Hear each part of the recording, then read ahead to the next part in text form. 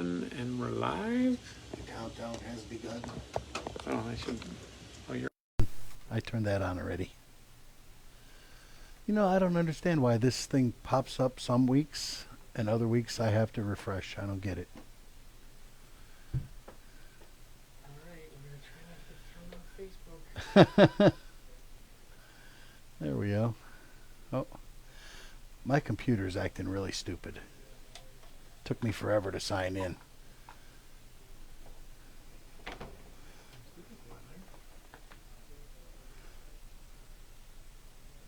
Check the sound.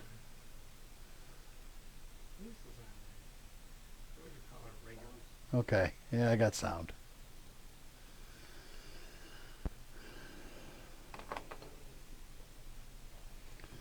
Okay, well, we'll give a few minutes for everyone to join us. Thanks, Russ. Hi, Jim.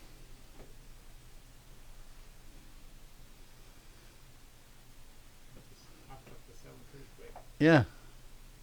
Must be talking about either it's because we're talking about pistols or because you said you might get political. I'll try not to get too crazy. Yes, because we don't want to get kicked off the air.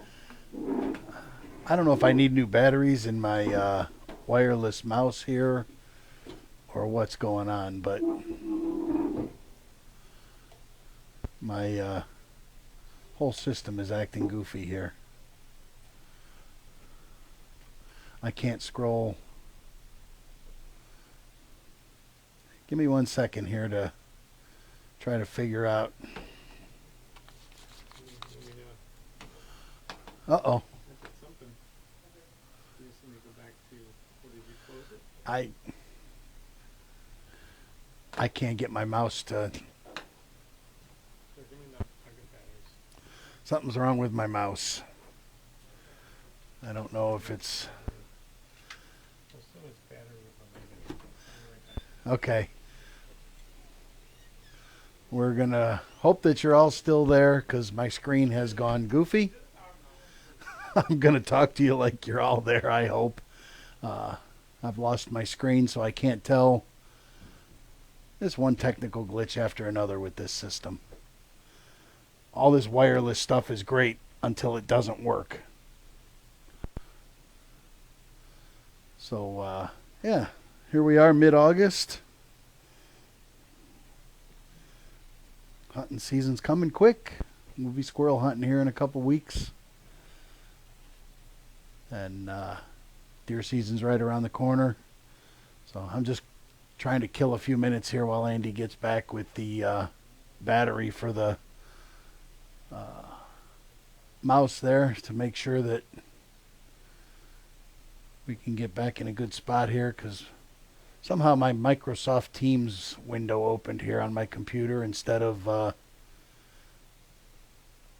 being able to look at what's going on BYOAR.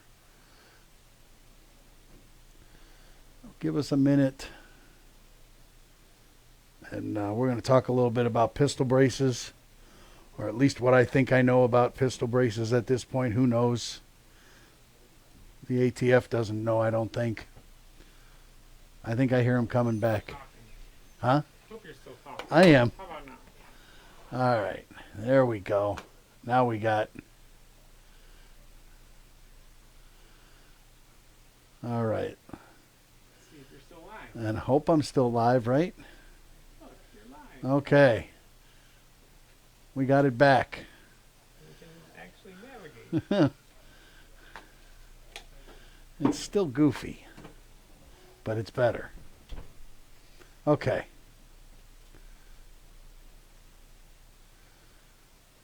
All right. Let me go back and make sure I got my comments braced for this one. Yeah. Finally shot my 300 blackout with the suppressor. It was worth the wait. Nice, yeah. Yeah, I'm fairly impressed with mine. It was nice. It had a definite reduction in sound. It sounded more like a 22 than it did a 223. So I'm very happy with the Dead Air Nomad 30. AB suppressor Raptor 6 with a 3-inch reflex chamber. Cool. Hey, Levi, what's up? Yeah, I'm not allowed to shoot the squirrels around the house because she feeds them. They're like pets. Yeah, she's named them and everything. So once they get names, they're off limits. Use your night scope. Squirrels don't come out at night. They're in the nest at night. So anyway, we're going to talk a little bit about pistol braces. So I got online today and was starting to do a little research to make sure where we were with this thing. And now it looks like they've pushed the ruling back to December.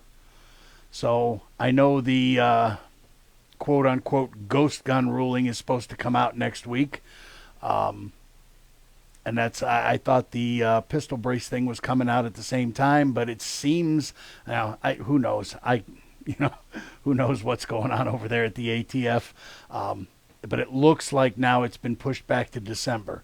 So if anybody could verify that after midterms, yeah, it would make sense, right? They don't want to commit political suicide before the election. Don't want to rile up us gun owners, even though we're already riled up. Yeah, but it looks like that it's been pushed back to December. So as of right now, what I know about pistol braces is that they are legal.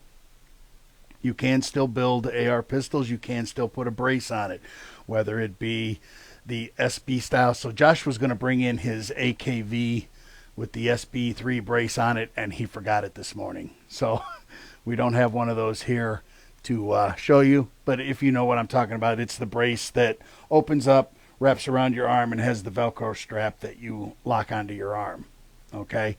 Then you have the KAK style, what we call a bladed brace. And we call it a bladed brace because it's literally just a blade, right? There's a bunch of different styles of these.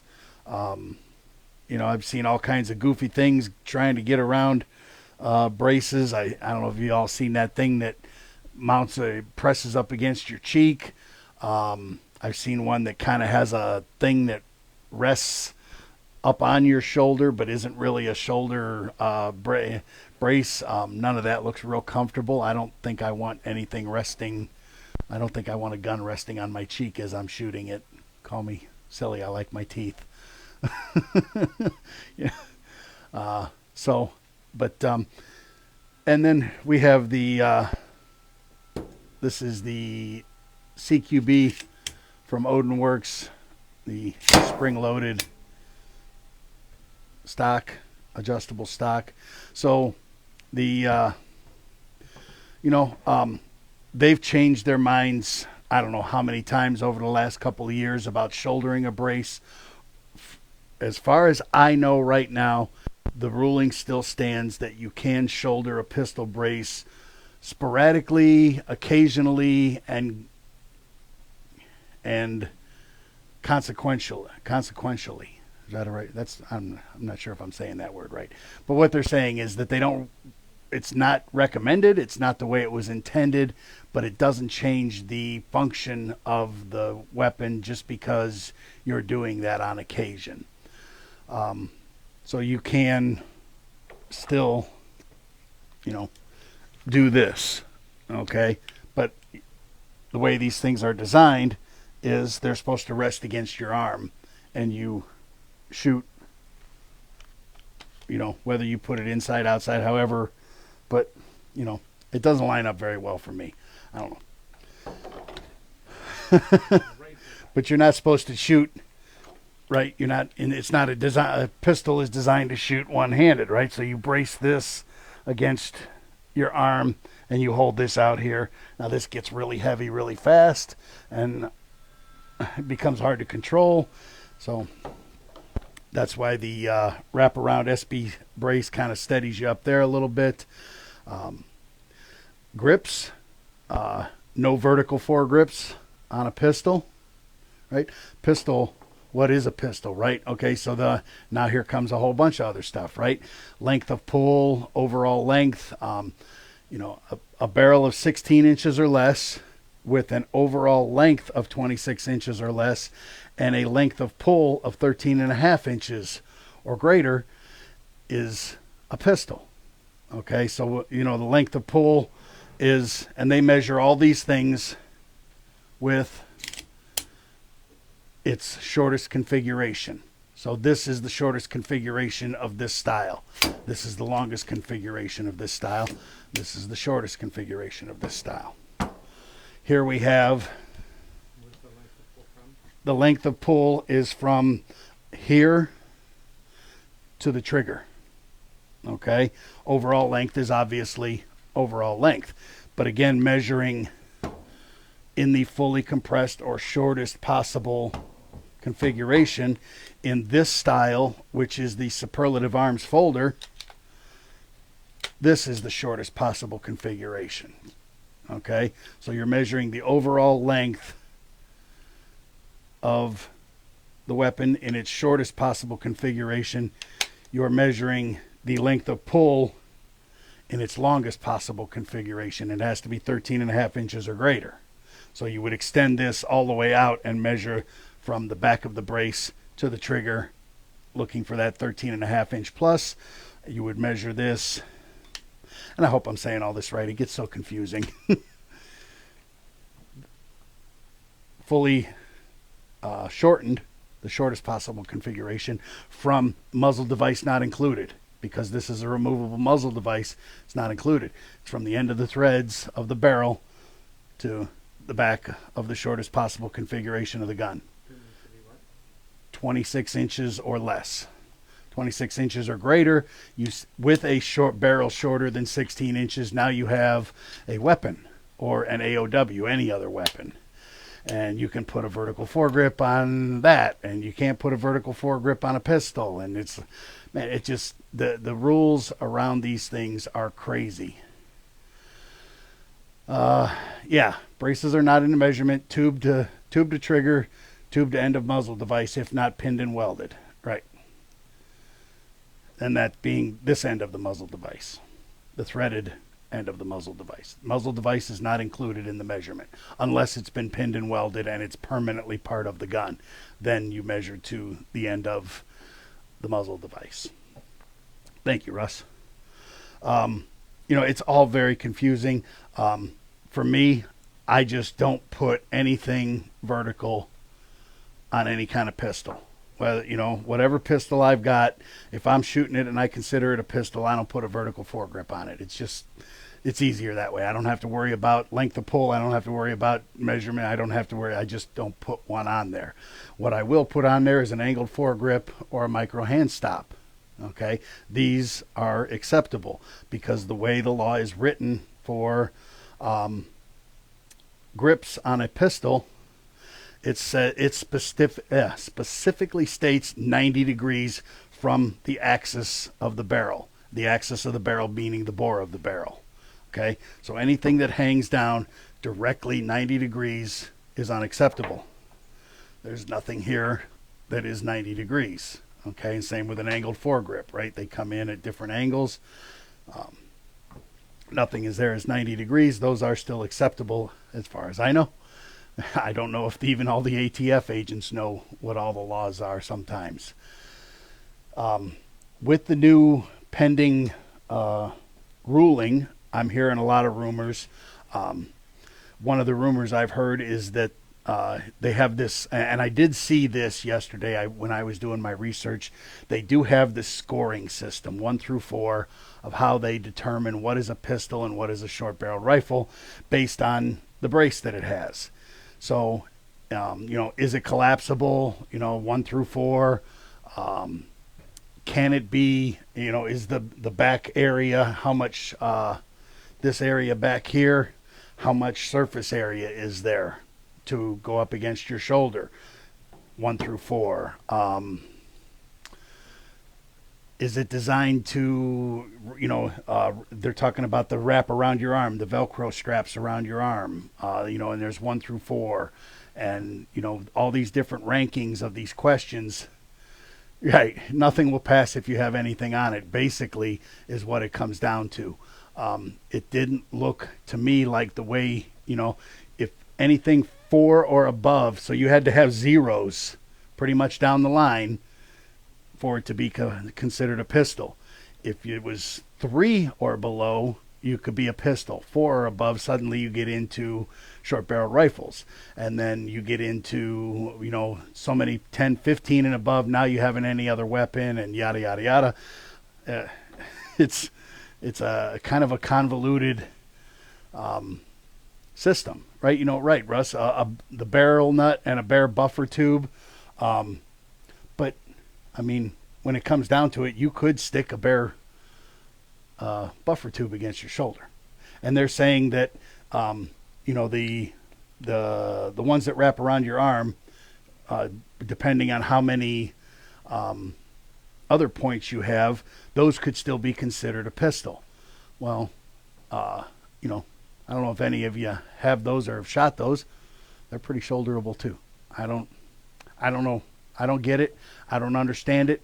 I guess we're not going to know for sure until the ruling opinion, whatever they want to call it, comes down from the ATF. As to what will be, I'm hearing grandfathered, right? Some of this stuff is going to be grandfathered. I'm hearing they're going to let everybody have a free SBR stamp. I kind of doubt that. There's like 3 million of these things they say out there in circulation, and the government is surely not going to give away $200 a pop at a number of 3 million. At least not in my opinion. They're not going to give away that much money. Yeah, the new 87,000 IRS agents. Yeah. But we're not going to know for sure what any of it means. They put up a comment period a few months ago, and within a couple, 3 days, I think it was 5 days, they had 30, 40,000 comments, and 99% of them were, don't touch, don't infringe, don't touch, leave it the way it is, it's fine. We had one incident where some maniac who was intent on doing something stupid used a AR pistol with a brace on it and was seen shouldering it and firing it. And then all of a sudden we had to start looking at pistol braces and start changing rules and start changing laws, right? And again, we go back to the comment I made in the pre-show about, the ATF is not designed to create laws, right? Our Constitution is pretty clear on who can make laws and who can't make laws. Congress and Senate can make laws. The judicial branch enforces the laws, and regulatory agencies enforce the law. So, my friends at the Gun Owners of America, GOA, and the FPC, Firearms Policy Coalition, have told me that the lawsuits are already written. They're just waiting for the filings. You're going to, next week when the ghost gun rule comes down, the lawsuits are already written. They're already waiting. They will be filed immediately. If you're not a member of the Gun Owners of America or the Firearms Policy Coalition, I recommend you join those two organizations. And I'm not knocking the NRA. I'm not going to speak bad about the NRA. They've been a great organization for a long time. They are still the big gorilla in the room, but they don't seem to be doing a whole lot for our rights. They seem to kind of be sitting back and resting on their laurels and allowing their name and their status to dictate when they walk in the room how people react to it. The Gun Owners of America and the Firearms Policy Coalition are actively working to stop some of this, and they need your help. So, yeah, right, Russ. I'm going to talk about that in a second, and that's going to play a big part in this, I think. So, again, Gun Owners of America, Firearms Policy Coalition. Take a look at them, join them.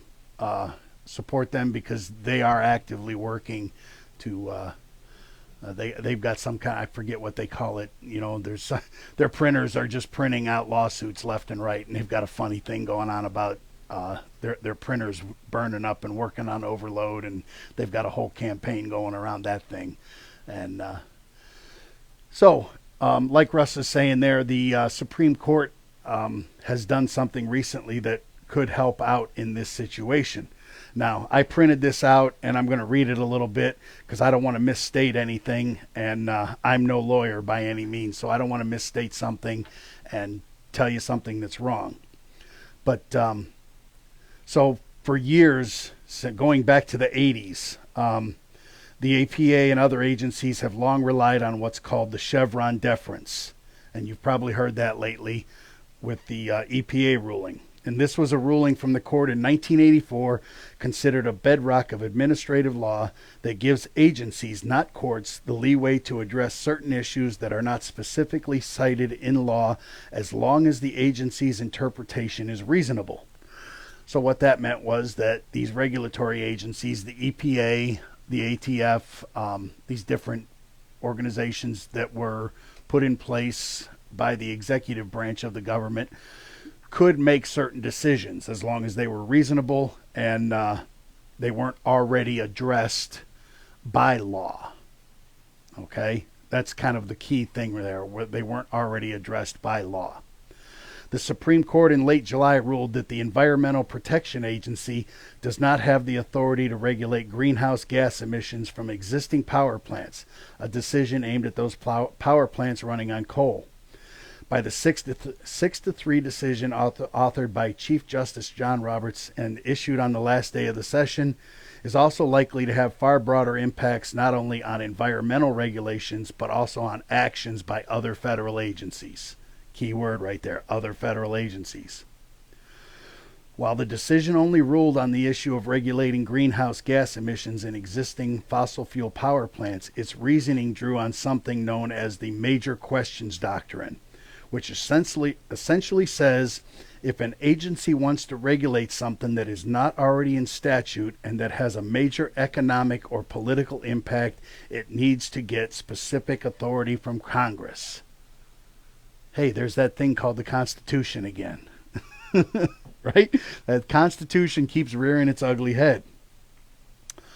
It has been especially useful for the EPA using the rationale that its matters are so... The EPA used this Chevron deference ruling that its matters are so complex, detailed, and technical and time-consuming and changeable due to the evolution of scientific knowledge that they should be left to the experts in the agency. But the court's ruling essentially put the responsibility back on Congress, which among its many gridlocked areas has been particularly gridlocked on matters relating to climate change. And we know they're also particularly gridlocked on the subject of gun control. So this Supreme Court decision saying that regulatory agencies don't have the power basically to create law, that they have to get the approval of the Congress and Senate in order to do that, is going to be huge in the coming weeks, months, as we look at some of these things that the ATF is trying to do. That's going to be the justification for taking some of this stuff all the way to the Supreme Court. So that's that. Again, I don't know exactly where we're going with pistol brace bans. Again, I'm hearing rumors of grandfathering. I'm hearing rumors of allowing us to SBR our guns that we already have at no cost. Again, I doubt that. I kind of doubt the grandfathering thing. It goes back to, this serial number says this gun was produced in 1985. Well, when did you put that on there? Oh, in 1986, right? Or what? I put it on yesterday. But how are they going to? It becomes unmanageable for them to grandfather stuff in and try to figure out who had what when, right? Everybody, you could build a pistol tomorrow and say, I've had it for 5 years. You've had that lower in your drawer for 4 years and you built it 4 years ago. So now it's grandfathered, but you just built it yesterday. And I'm not telling anybody to do that. Please don't get me wrong. I would not encourage and do not encourage anyone to break the law. That I have to say up front. Don't break the law. Don't break the law. That's all I'll say. Right? But so I guess we have a little bit of time now from what I'm seeing. Like I said, if anybody knows any different about the timeline I'm seeing that got shifted back to December, please let me know. I guess we'll know next week when, because the 80% ghost gun ruling is definitely supposed to come down next week on the 22nd. And we'll probably only know for sure then what is actually coming down from them. So if it doesn't pop on the 22nd, it probably has gotten pushed back to December. Just in time for SHOT Show. For us to all have to modify our guns at SHOT Show. So, no, but like I said, there will be lawsuits. I promise you that. The two agencies or the two organizations that I talked about, that, they've told me their lawsuits are written and waiting. As soon as the rulings, opinions, whatever you want to call them, come down, I keep sometimes saying legislation, and it's not legislation, because only Congress and Senate can legislate. These agencies can only make opinion that then the legislation should act upon, if they so choose to. That's the way it's supposed to work. We as an agency think this, and now we put it on Congress and Senate to see what they think and what their constituents think, and so on and so forth. That's the way the system is supposed to work. There's a lot of things of the way the system is supposed to work that it doesn't necessarily work anymore. But again, I'll stay off that soapbox. Yeah, you're right, Russ. It is about the almighty dollar. So keep an eye out for next week's ruling. We'll know for sure then, and we'll probably get in and we'll probably talk a little bit more about the ruling next week or the week after, because actually it'll come out after the show next week. We'll talk a little bit about the 80% ghost gun thing, 80% lower thing. We were really confused here trying to read some of the stuff, and because it was like, okay, are they going to serialize uppers? Are they going to serialize bulk carrier groups? What are they trying to do here? And it seemed like it was going to make it very difficult for us to do business in that realm, as we do not have an FFL. We don't deal with lowers. We deal with everything else. And if they were going to start having to serialize all these different components, that was probably going to change the structure of what we do and how we do it, or force us to become an FFL, depending on how we wanted to go about that.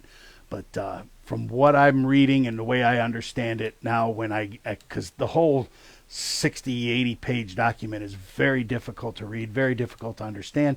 But when I read the synopsis of it, it is still only the lower receivers. Any new upper receivers, any new style of upper receivers would have to go through the ATF for them to rule on what they thought, if it needed to be considered part of the gun or not. And different components of the gun as they were restyled or redesigned. You redesign something and apply for a patent for it. Obviously, that's going to have to go through the ATF to let them work their magic on it and see if it can be part of the non-serialized portion of the gun or not. So that's the way we're reading it. We're actually I think we sent it off to our lawyer to see if they could find out anything different from what we thought. But so we'll wait and see what happens next week. And like I said, watch for the lawsuits. They'll be hitting probably before the day's over. You'll hear about some kind of injunction within a day or two, I'm sure, stopping the ATF's ruling until it goes through the court system. And then we all know how long that can take. So, but they seem to expedite the things they want to expedite. It makes it, the common guy has a court case and he wants to take it to the Supreme Court. He might wait 4 or 5, 6 years. The government has a case they want to see before the Supreme Court. It gets there pretty quick. So, just saying. All right, so that's all I got for pistol braces. Hey, build your pistols, enjoy them for now. See what happens, right? If we got to take our braces off temporarily or or what have you, we'll figure that out as we go. If we have to pull them off the shelf and quit selling them for a little while till this thing gets figured out, obviously that's what we're going to do. We're not going to break the law, as I've encouraged all of you to not break the law. So until next week, we didn't talk about what we're going to talk about next week, did we? Guns, yeah. Maybe we'll, since the ATF ruling's coming out on 80% lowers, maybe we'll take a look at 80% lowers next week and talk a little bit about those and how much fun they are to build your own gun and actually have it go bang. That's pretty cool. It is a pretty cool thing. Yeah, how to do it legally, right? How to do it legally. And okay, so we appreciate you guys joining us. We'll see you next week. As always, you remember, you don't have to be an expert to build your own AR, to upgrade it or maintain it. We're here to help you do that. We'll see you guys next week.